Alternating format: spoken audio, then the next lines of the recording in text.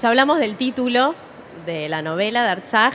Lo siguiente que uno ve cuando ve la tapa del libro es la novia con un traje característico en la catedral, que vos recién mencionabas.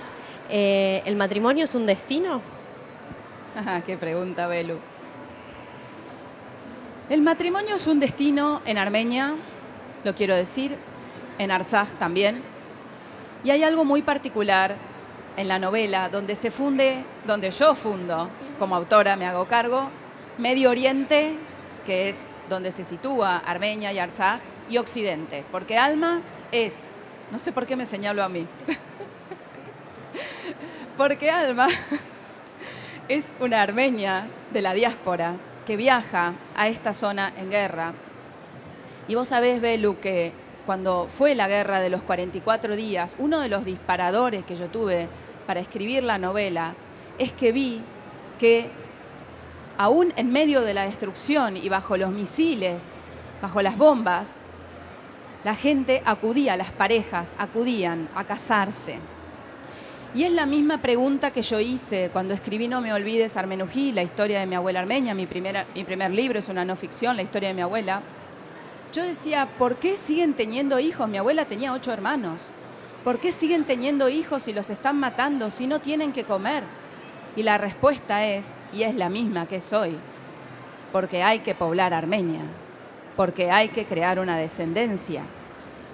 Entonces, en Armenia y en Artsaj, la resistencia, el amor, el lazo, la boda para crear y para procrear y para seguir poblando nuestro suelo, es un destino, es un mandato y también es una forma de luchar.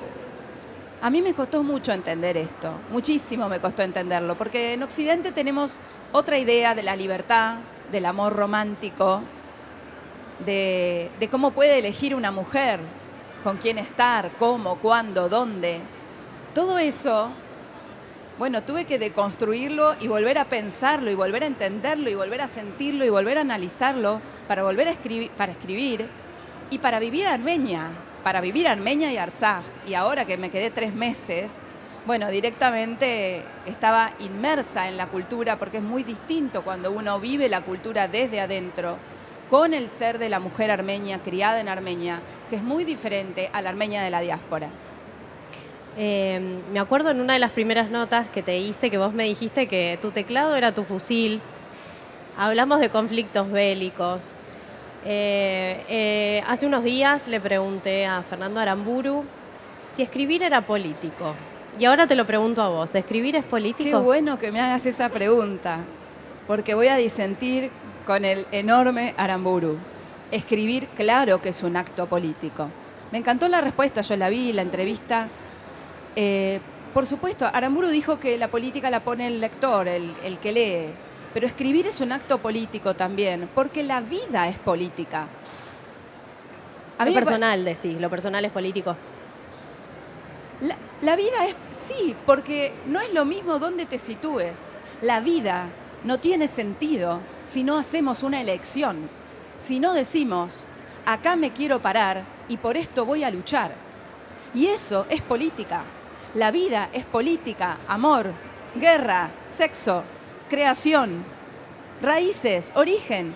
¿Qué más política? Lo que pasa que la política es un término que ha sido bastardeado, ensuciado. Y la política, como la literatura, como el teclado, como el fusil, tómenlo como quieran, son grandes herramientas y las vamos a usar. Yo las voy a seguir usando hasta el día que no esté, hasta el día que me transforme y queden mis libros. ¿Crees que la narrativa romántica hoy retoma un poco esta tradición, esto que vos contás? Porque uno podría pensar o leer alguna novela romántica quizás de otro momento, las luchas y las conquistas eran distintas, los derechos también eran distintos. Pero la novela romántica o estas narrativas retoman esto, hablan de otras cosas. Sí, la novela romántica realmente en el último tiempo ha hecho un giro muy interesante. O sea, hemos pasado de la novela rosa a historias. Mis colegas son colegas que escriben historias muy comprometidas, donde además no solo la política está presente, sino que las mujeres son las protagonistas de esa lucha política. Y en mis novelas también, las mujeres son las protagonistas. Y bueno, en realidad creo que las mujeres han sido siempre las protagonistas, a veces más en silencio. Mi abuela Armenují decía, déjalo que diga por su marido, déjalo que diga lo que quiera, vos después hacé lo que vos quieras. Mientras seguía cocinando y se hacía la inocente, a ella, que con 1 año y medio la metieron en la alforja de un burro y la escondieron y cruzaron el desierto sin agua y sin comida para poder refugiarse. A ella, que a los 7 años la tiraron de un tren para salvarla. Hay otro elemento también que llama la atención para aquellos que tampoco conocen tanto el trasfondo político y la situación en Armenia y estos conflictos bélicos. En el viaje que hace Alma, y que empiezan, por ejemplo, por Capadocia, y uno ve y lee sobre esos lugares que uno los liga más con cuestiones románticas o qué viaje romántico, ¿no? Los construís desde otro lado también. Hay algo de trasfondo que el lector quizás que menos sabe, que menos conocimiento tiene sobre el tema, va recorriendo y haciendo un viaje distinto. ¿Cómo es ese viaje? Totalmente adrede. Yo me nutrí del soft power porque Alma, en la primera parte de la novela, no estoy spoileando, hace un viaje por la Armenia histórica. La Armenia histórica es la actual Turquía. Todo eso era el reino de Armenia. Y en ese viaje, ¿por qué hablo de soft power? Porque en Turquía, cuando promociona los viajes, se les dice así, los mieleros que van a Capadocia a volar en globo. Bueno, esas formaciones tan bellas, tan misteriosas, ahora hay hoteles de lujo allí, donde Alma se hospeda y siente esa contradicción en el vientre, porque está en un paisaje soñado, pero es el mismo lugar donde los armenios en 1915 se escondían en esas cuevas que hoy el turismo visita alegremente, lo voy a decir así, y allí los armenios se hacían los muertos, por ejemplo, cuando entraban los oficiales turcos, para que no los remataran, a los que ya estaban, por supuesto, aniquilados. Y además, hoy, esto me hago cargo de lo que digo porque todos mis libros tienen investigación periodística muy rigurosa, fuentes, a pocos kilómetros, muy pocos, del Valle de Goreme, que es Capadocia, existen hoy las prisiones donde están cualquier disidente del régimen de Erdogan va preso en esos lugares. Los kurdos, los armenios.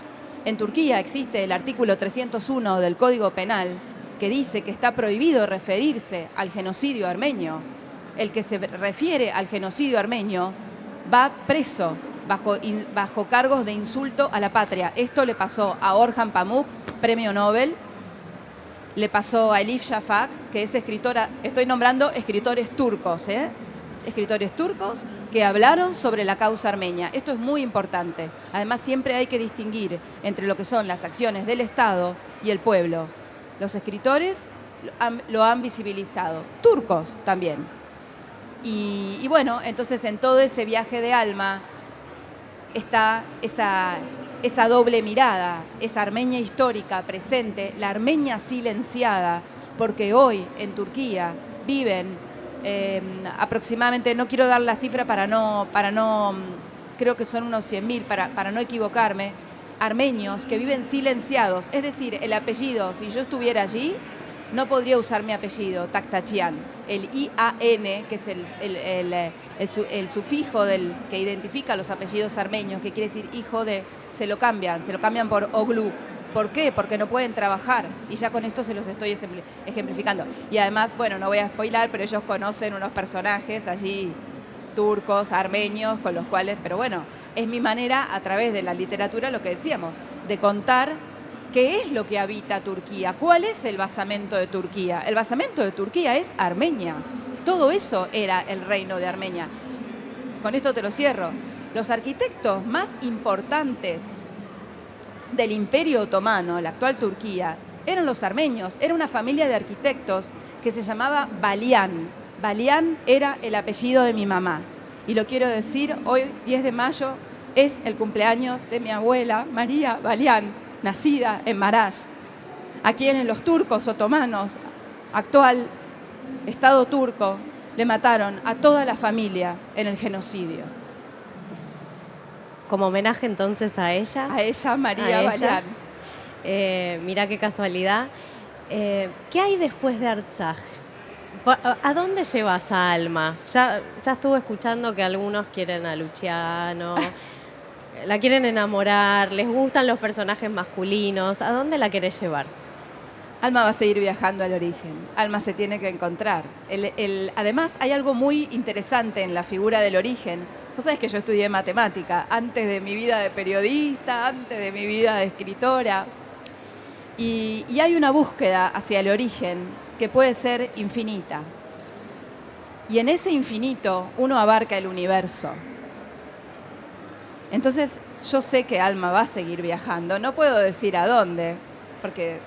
Un poquito. No. Bueno, Medio Oriente, Oriente, siempre va a estar tirada. Ella va para esos lados, va para esos lados. Bueno, que haya placer entonces también en la lucha. Que haya placer. Magda, te quiero agradecer mucho por haber pasado por el stand de Leamos y Baja Libros. Nosotros hoy estuvimos hablando de la última novela de Magda Taktachian, Artsaj. Muchas gracias y que siga la lucha entonces. Gracias, Belén. Gracias, un placer.